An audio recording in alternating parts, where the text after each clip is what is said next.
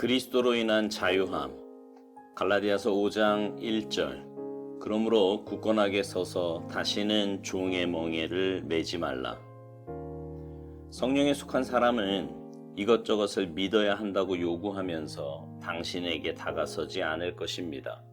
대신 예수님의 기준에 맞는 삶이 되어야 한다고 요구할 것입니다.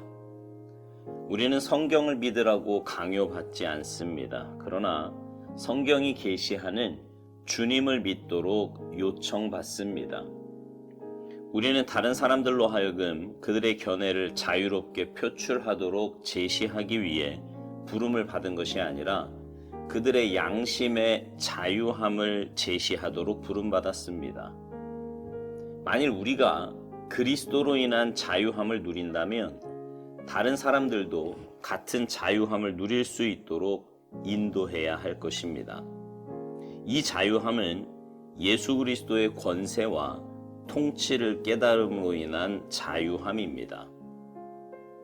언제나 당신의 삶을 예수님의 기준에 의해서만 평가하십시오. 오직 예수님의 멍에만 매십시오. 예수 그리스도의 멍에가 아닌 다른 멍에를 다른 사람의 목에 매려고 해서도 안 됩니다. 우리의 관점과 다르다는 이유로 다른 사람이 무조건 틀렸다고 생각하는 습성에서 하나님께서 우리를 끄집어내시는데 오랜 시간이 걸립니다. 이러한 자세는 결코 하나님께서 원하시는 것이 아닙니다. 유일한 자유함은 우리 양심 가운데 역사하시는 예수님의 자유함으로써 우리로 하여금 옳은 것을 행하도록 합니다. 다른 사람들에게 오래 참으십시오. 하나님께서 당신을 어떻게 다루셨는가를 언제나 기억하십시오. 그분은 인내와 온유로 당신을 대하셨습니다. 그러나 하나님의 진리를 조금이라도 희석시키지 마십시오. 진리는 진리로 서게 하고 절대로 진리를 위해 변론하지 마십시오.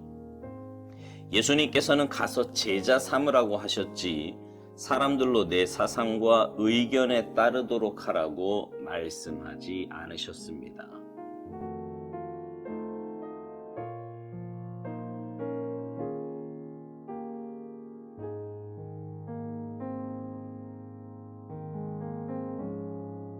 신앙생활의 기준은요, 하나님의 말씀이라고 여러 번 말씀드렸습니다. 그런데 소위 기도 많이 한다고 하는 사람이나 열심히 신앙생활하는 사람들 가운데 자신의 체험이나 신앙관을 다른 사람에게 주입 아닌 주입을 시키려고 하는 사람들이 종종 있음을 봅니다. 하나님이 꿈에서 가르쳐 주셨다는 둥, 기도해보니 하나님이 내게 이런 말씀을 주셨다는 둥, 정말 무슨 무당이나 할 법한 일들을 신앙이라는 탈을 쓰고 버젓이 할 때가 있습니다. 그건 건강한 신앙인의 모습이 아닙니다. 우리의 삶의 모범은요, 예수님이세요. 그리고 예수님의 삶은 성경에 분명하고도 자세하게 나와 있습니다. 뭔가 신비로움으로 감추어져 있지 않다 이 말이에요. 그런데 신앙생활을 어제 말씀드린 대로 어떤 신비적인 체험이나 개인적인 주관으로 생각한다면, 그리고 그것을 다른 사람에게 선포내지는 강요한다면 그것은 그 사람을 영적으로 올가매는 것입니다. 물론 우리는 오스왈드 목사님 말대로 다른 사람들로 하여금 그들의 견해를 자유롭게 표출하도록 제시하기 위해 부름받은 것은 아닙니다. 그들의 양심의 자유함을 제시하도록 부름을 받았습니다. 그러니까 우리가 해야 할 일은 다른 사람의 양심이 자유함을 얻도록, 그러니까 구원의 반열에 들어와 죄사함 받고 하나님의 자녀가 되어 영적인 자유함을 누릴 수 있도록 제시해야 한다는 말입니다. 구원의 복음을 선포해야 한다는 말이지요. 우리는 분명 구원받아 주님 안에서 참된 자유함을 누리는 사람들입니다. 하나님의 아들 되신 예수 그리스도께서 이 땅에 구원자로 오신 분이시고 머지않아 심판의 주로 다시 오실 분이시며 그분만이 내 인생의 주인이심을 깨닫고 그분의 통치 아래 거하게 된, 그래서 이제는 죄와 상관없는 하나님이 인정하시는 의인이 되었다는 말입니다. 그렇다면 우리 주위에 있는 사람들도 그 자유함을 누릴 수 있도록 전하고 인도해야 합니다. 주님은 수고하고 무거운 짐진 자들은 다 내게로 오라고 말씀하시면서 나의 멍에를 메라고, 내 멍에는 쉽고 가볍다고 말씀하셨습니다. 우리는 그 주님의 멍에만 매는 사람들입니다. 그렇다면 다른 사람들도 그 주님의 멍에만 메어야지 자기 생각이나 자기 기준을 매게 해서는 안 되지 않겠습니까? 제가 다름은 틀림이 아니라고 여러 번 말씀드렸습니다. 신앙생활의 모습도 마찬가지예요.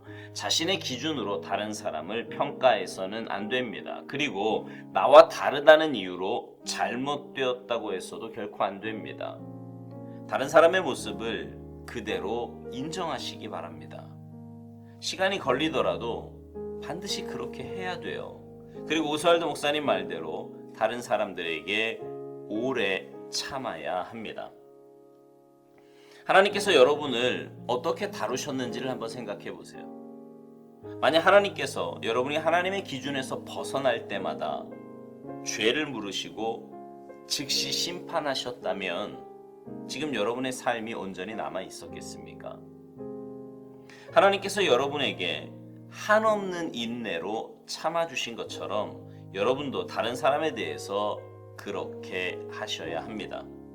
만약 그렇지 않다면 하나님께서도 여러분에게 책임을 물으실 겁니다. 이것이 1만 달란트 빚진 자의 비유에 나오는 이야기이지요. 사랑하는 성도 여러분, 주님의 마지막 명령 기억하십니까? 가서 제자 삼으라고 하셨습니다.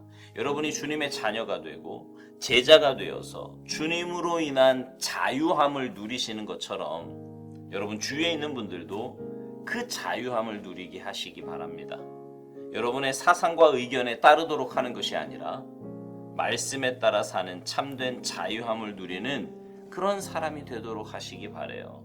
그래서 여러분 때문에 여러분 주위에 있는 분들이 주님께로 나아가게 되고, 그래서 여러분이 누리는 그 참된 자유함을 함께 누리는 은혜의 역사가 나타나게 되기를 간절히 소망합니다. 아멘.